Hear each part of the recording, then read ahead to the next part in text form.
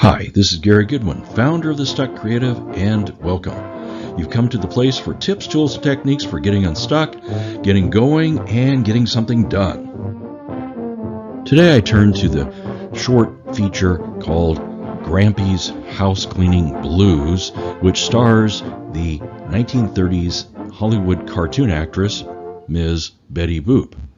I'm not sure if she'd do very well in today's Hollywood, but she's very helpful in this process of talking about haunting clutter. We all know about haunting clutter because we've dealt with it for a lifetime. You know, there's the regular items on our things to do list, and then there's some that really hang over our head, that really bother us, that make us feel guilty because we haven't done them. We feel obligated. We feel responsible to complete these items, but yet they remain undone. In other words, these are items that haunt us. Having a haunting or hauntings, and most of us have several, they do cost us. There's a price to having the haunting energy flowing into us and around us, even if we're not thinking about it every day. The feeling of being haunted takes energy to run in the background. It distracts our minds and our bodies, and it also makes us feel very negative. And that negativity can carry over to so many other things beyond just the task that's on our list. And sometimes we will realize that it was some dumb little things or a collection of dumb little things that we could have knocked out easily that has haunted us for a long time, that has cost us the most or cost us a great deal. A loss of ideas, of energy, of creativity, and of opportunities to learn. It's time to listen to these hauntings. Now, in the movie, in the short film, Betty Boop has a bird cage and her pet bird, right over her bed. And the opening scenes, Betty Boop is pleasantly asleep, and then the bird starts chirping louder and louder, and then it finally has to resort to something more powerful, which is, I guess, spitting on Betty Boop, and spitting, and finally Betty Boop cannot ignore it any longer, wakes up, sits up in bed, and looks at the bird. So it's time to listen to our hauntings. It's time to come up with priorities and a plan to address our hauntings, our haunting clutter, and to bring those projects, those items to a close so that we can get freedom from the haunting.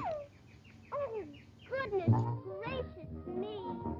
I forgot all about that mess. If we're strategic in how we pick our items, how we plan for them, and how we connect to them, I think we can get a boost for our creativity, for our own productivity through these hauntings on our things to do list. So we need to be strategic. Strategy number one is to connect clutter removal to your core interest. As you work on your clutter, think about this. I'm getting rid of clutter so I can bring more of my focus and my energy to my creative projects. So you're not just doing a task, you're doing it for a reason. And the reason is your core interest, your creative life. The reason I'm doing this, in addition to other reasons, is to make more room, to get my energy back, to be stronger in my creative life, my core interest. Each time we make a connection, we're making something stronger. We're optimizing the experience rather than just having the experience in isolation. Here in strategy 2 is to connect clutter removal to your core work knowledge. So that is, bring your creative ways to your haunting clutter project where you can. You're a creative, so you should have options. Think through options of how to tackle this haunting project. Think through what skills you can bring to it, rather than seeing this as just some task you got to get out of the way.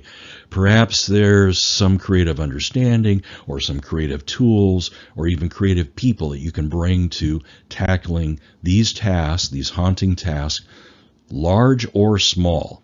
But give it some creative thought. Oh, I'm getting tired of all this. What happened? Oh, my. No wonder I don't lose my temper. Have to tell Ken if I do.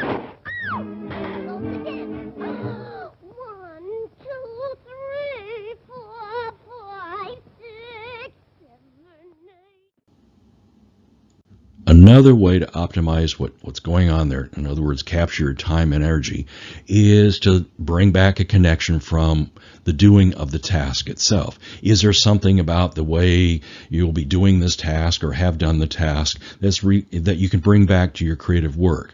Some way of organizing your studio, some way of organizing your thinking, a resource that you discovered.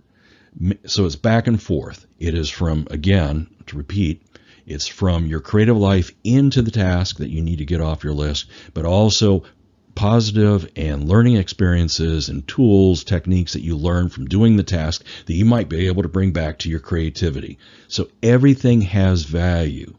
Everything can be worked. Everything can be a resource. The odds are high your momentum will be built by doing a task that's on your list. You'll feel in control. You'll have thought it through. You'll moved into it. You'll be able to tackle it. You'll be able to complete it. All that's very positive experience that can be summarized by visualizing it happening again, so you can tackle the next task on your list, but also creative projects. So boil down, summarize in a visualization, in a feeling tone, what was that all about? It was having an intention. It was going in with your plan, bringing it under your control, getting it done, and bringing it back. Bring that down to a short visualization that you can use again for other tasks and for your creative work. Strategy 5 is a little different than the previous 4. It is practical. That is, spend some time. Don't just rush in and say you're going to go after the first thing that haunts you. We need to be strategic here. We need to optimize your time, your energy, your momentum. So we need to spend some time up front prioritizing and thinking it through. And what comes next are the steps for getting that part of the job done. Being strategically, being in your priority setting of your haunting clutter items. One very practical step is step number 1 is, if you don't have a things to do list, create one. Don't go crazy and list everything, but get one created. If you do, which most likely you do have a things to do list, bring it up to date. Add the new items, so you have a solid a list of what's ahead of you. There are many ways to prioritize or shake up your list, organize your list, but this is going to be a unique one. There's probably no one else is going to ask you to do what I'm going to ask you to do, which is take your longer list and break out the things that clearly haunt you. Now, many people say everything on their list haunts them. Well, it's an aspiration. I understand that. But the things that are hanging over your head that you know at the gut level, that are emotionally charged, that would be fantastic to have done, rather than just it would be nice to have it done. It would be fantastic to have them done. And not only that, to have it off your back or no longer over your head. Pick those items and put those into a sub list. And we need to prioritize that list. So we need to think about, okay, they're all haunting you, and it may shake you up. It will shake you up making this list because the hauntings will be there. And since they're there, go ahead and prioritize the most haunting, the moderately haunting, and the slightly haunting. Before you pick an item, is it going to be, moderately haunting or highly haunting and all that sort of thing? I think it's necessary to give each one treatment, which is to briefly give some thought to how long would it take? Because some of these items will be shocked to find out with some experience that some of the things that are moderately haunting are 5-minute task or half an hour task or something we can delegate. And then suddenly we're free of that. But spend some time for each item, giving your best estimate how long it will take, and then some of the steps, how you might go about doing that decluttering, just the basic steps. There's something I want you to keep in mind as you pick your first item, your second item, whatever item, is that you have options. Most people have options, but they are the last ones to think of them. When there's something to be done, They see themselves as the only person, the only hope of getting it done. Is that true? Most people have some options. Sometimes, or many times, it's just up to us, the individual, to do it. But we need to stop for a moment, not have the reaction of it's just us, and look at our options. Is there a way to delegate that task?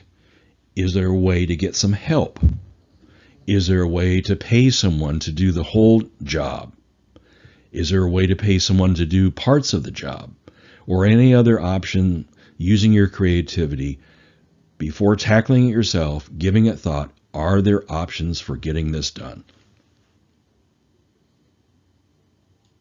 I think it's reasonable and powerful if we can set aside time and energy, again, to clear those things that are obstacles to our creative life or that take some of our energy or time, to do that once a month. So that 12 times a year, we're looking at how we can clean something out to give us more time or more energy. I think that's a reasonable goal of once a month. So see if you can buy into, and if you can, set the objective of doing an item. We haven't picked it yet, but one item on your list per month. Now you have a lot of information about the items on your haunting list. Now you have some basis to make some decisions. And again, picking one a month, we should be very, very reasonable. We shouldn't pick the one that's going to be just crazy or so complex until maybe we're ready for that, or until we have more time or energy or the help or whatever. So there's no rushing in and grabbing things. We need to really get a gut feel, a gut check. Can I get this done using the resources that I have this coming month? Do I have what it takes? We also need to make some decisions on the haunting level. Sometimes it's more important to knock out one or more of the low-level ones to get warmed up for the harder ones. Sometimes it is to tackle the one that's been hanging over your head the longest or causing the most, haunting for you. Maybe so. It doesn't have to be that. So take some time, again, a gut check of what is reasonable, what will work for you, what is important for you. So when it's done, you'll know that you have changed things, changed the equation in your life in some way, as far as energy, as far as emotional energy, as far as distractions. Once you've picked your item, put it on your calendar, put out all sorts of reminders to yourself that you have made at least a soft commitment to spend next Saturday tackling this task, or doing it over 3 evenings, or whatever it is. Put your plan down, put it down in a couple different forms, an email to yourself, something on paper, whatever works for you. Don't let it slip away. The out of sight is out of mind. Don't let it be out of sight. Whatever you achieve, may it be a large item, a small item, a hugely haunting task, or a mildly haunting task, whatever, it is worth celebrating. This is an achievement, and here at the Stuck Creative, I put a lot of time upon work itself. Being successful, a little bit or a lot, is worth paying attention to, observing how you did it, and knowing and seeking to replicate it again, and to bring it forward, especially for creating a creative life.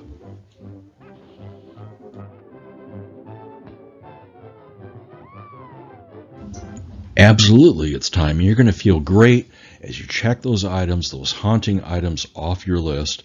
And there's going to be a point where you say, where have they gone? I don't have any more items on my list. I have my normal things to do list, but which I thought was a list. Every one of them was haunting me, but really they're not. It's this other one, and I've done almost everything, or everything on my haunting list. That other stuff is not going to haunt me. It's going to be on the list, but I'm going to be more objective about it. I'm going to be able to stand back from it and not be horribly haunted by it. So I'm going to keep my energy, keep my positivity for my creative life.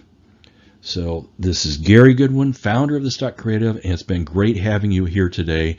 Now go, it's time, go get those hauntings, that clutter out of your life.